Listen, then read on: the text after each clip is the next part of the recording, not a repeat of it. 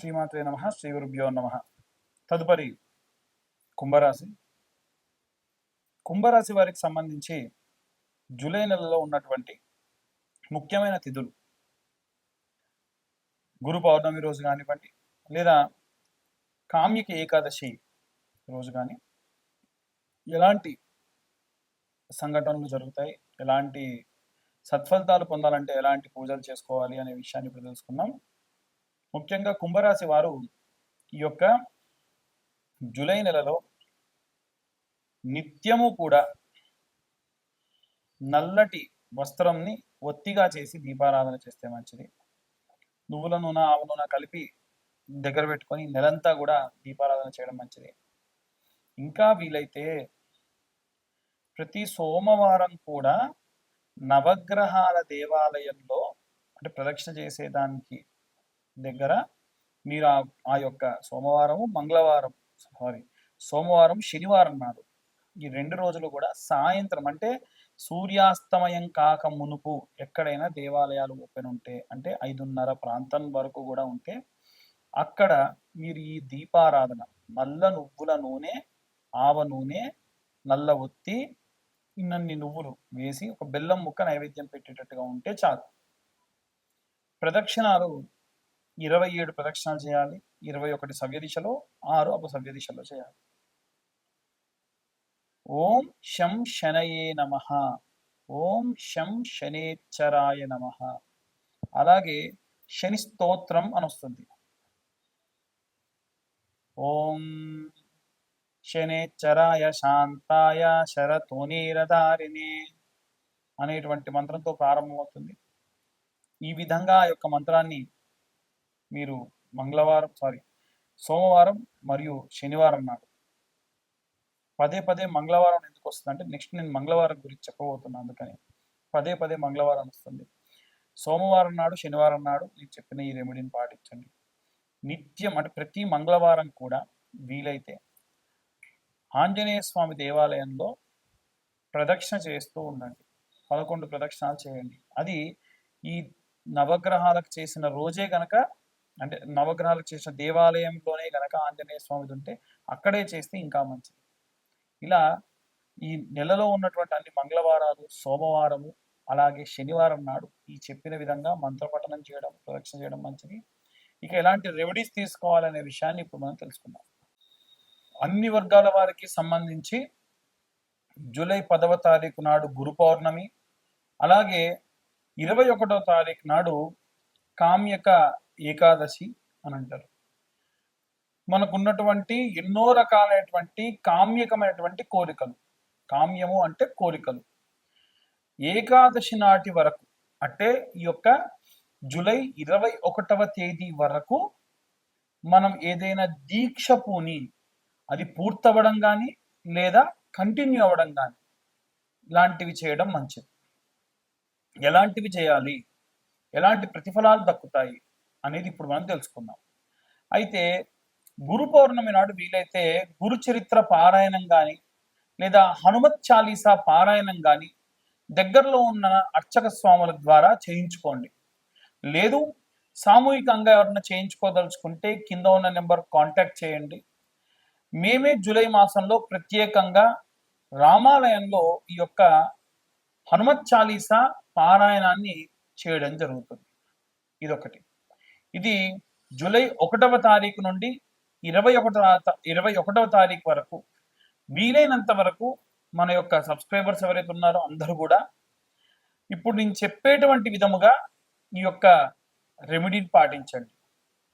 దగ్గరలో ఉన్నటువంటి ఆంజనేయ స్వామి దేవాలయానికి ఉదయాన్నే లేవగానే ఈ 21 రోజుల పాటు మీ నియమాలు ఏంటంటే బ్రహ్మచర్యం పాటించాలి. పొద్దున్నే లేవగానే దేవాలయానికి వెళ్ళి ప్రదక్షిణ చేసి వచ్చేంత వరకు కూడా ఎవ్వరితో మాట్లాడకూడదు.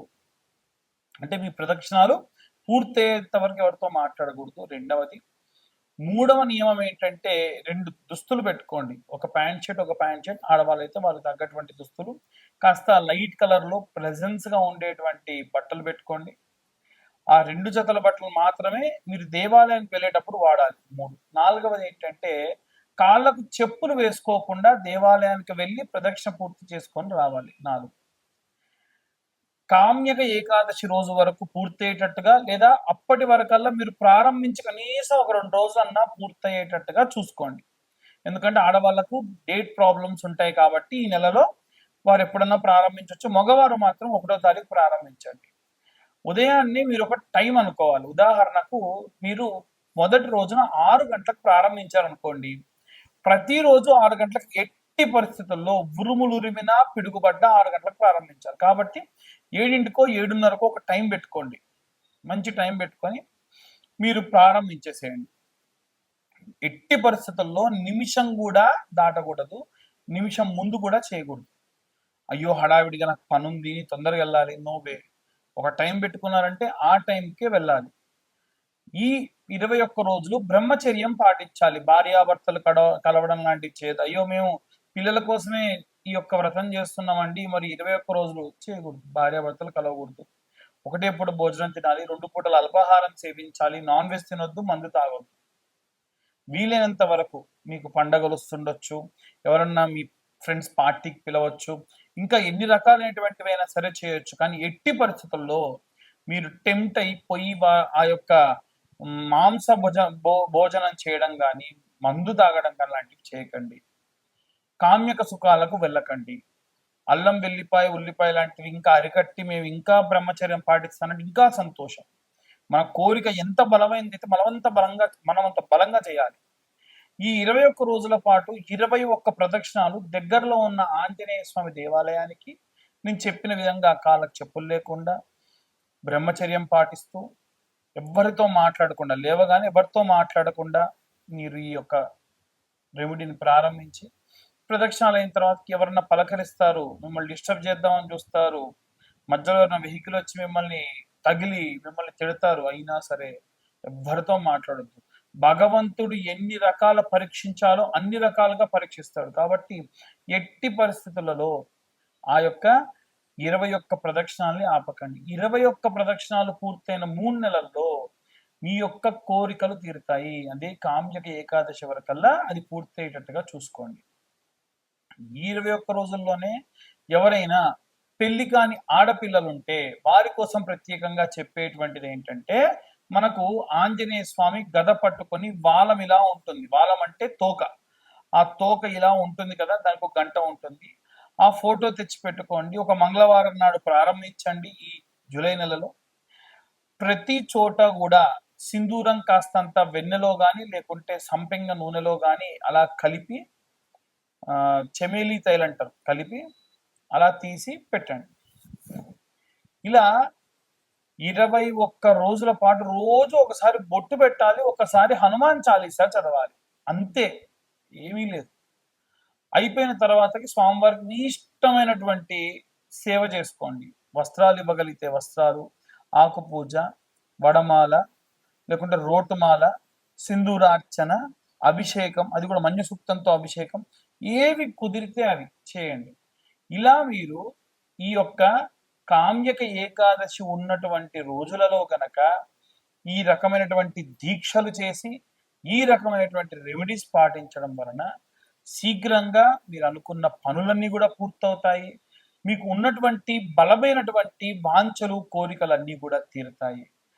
అందరూ కూడా ఈ యొక్క రెమెడీస్ పాటించి సంతోషంగా ఉంటారని కోరుకుంటున్నా. ఇవన్నీ కూడా మేము గోచార రీత్యా ఎన్నో రకాలైనటువంటి వెరిఫికేషన్స్, ఫిల్టర్స్ చేసి మీ దాకా తీసుకురావడం జరుగుతుంది.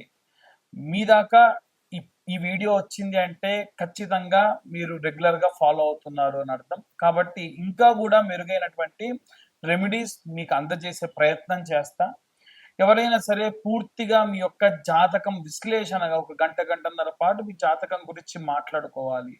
ముందేం జరగబోతుంది, గతంలో ఏం జరిగింది, దశ, అంతర్దశ, విదశలలో గోచార రీత్యా, నవాంశ, ఇలాంటివన్నీ కూడా మీకు ఒక పీడిఎఫ్ ఫైల్లో 60 నుంచి 65 పేజీల్లో మీకు అందించడం జరుగుతుంది. ఈ యొక్క జాతకం కోసము కేవలం 2025 రూపాయలు చెల్లిస్తే పూర్తిగా మీ యొక్క జాతకం తెలుసుకోవచ్చు. కింద ఉన్న నెంబర్కు కాంటాక్ట్ చేసి మీ యొక్క డీటెయిల్స్ అన్ని కూడా పంపించి మాతో డిస్కస్ చేయొచ్చు. ఇక అందరూ కూడా ఈ రెమెడీస్ పాటించి ఎంతో సంతోషంగా ఉంటారని కోరుకుంటున్నాను. చాలా మంది కరుంగలి మాల గురించి అడుగుతున్నారు. ఈ యొక్క పాతాళ మురుగన్ దేవాలయంలో ఇచ్చేటువంటి కరుంగలి మాలలే అక్కడ 1600, 1200 ఉన్నాయండి. మీరెలా మాకు 1116లకు ఇస్తున్నానని అడుగుతున్నారు? మేము 1116లకే ఇస్తున్నాము. మాకు వచ్చేది రూ. 800. దేవాలయం వాళ్ళకి అదే రూ. 800కి ఆ దేవాలయానికి సంబంధించిన వ్యక్తులే తయారు చేసి ఇస్తారు. వాళ్ళు దేవాలయానికి మెయింటెనెన్స్‌కి ఎక్స్‌ట్రా చార్జ్ వేస్తున్నారు. మనం పూజాది క్రతువులు చేసిస్తాం కాబట్టి, అంటే ప్రతి సోమవారం గూడా మనం అభిషేకంలో పెట్టిస్తాం కాబట్టి, దానికోసం అని చెప్పి మనం గూడా 1016 మాత్రమే చార్జ్ చేస్తున్నాము. పూర్తిగా మాలకి 1016 చార్జ్ చేస్తాము. సోమవారం కంటే ముందే మమ్మల్ని కాంటాక్ట్ చేస్తే మీరు మీ యొక్క పేరు, డేట్ ఆఫ్ బర్త్, టైము లేదా మీ యొక్క గోత్రనామాలు ఇవ్వడం వల్ల మీకు ఈ యొక్క మాలను అందించడం జరుగుతుంది.